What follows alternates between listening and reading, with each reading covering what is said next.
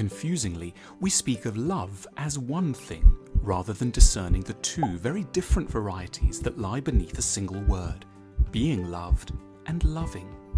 We can only make a relationship work when we're ready to do the latter and are aware of our unnatural, immature fixation on the former. We start knowing only about being loved. It comes to seem very wrongly like the norm.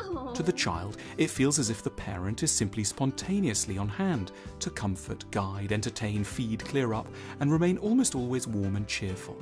Parents don't reveal how often they've bitten their tongue, fought back the tears, and been too tired to take off their clothes after a day of childcare. The relationship is almost always entirely non-reciprocal. The parent loves, but they don't expect the favour to be returned in any significant way.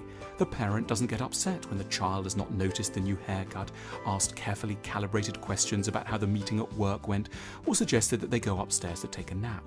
Parent and child may both love, but each party is on a very different end of the axis, unbeknownst to the child. This is why in adulthood, when we first say we long for love, what we predominantly mean is that we want to be loved as we were once loved by a parent.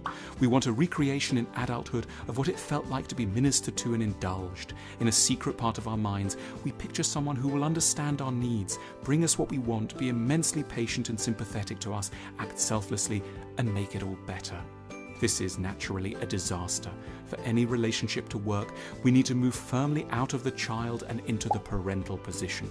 We need to become someone who can sometimes subordinate their own demands to the needs of another. To be adults in love, we have to learn, perhaps for the very first time, to do something truly remarkable, for a time at least, to put someone else ahead of us.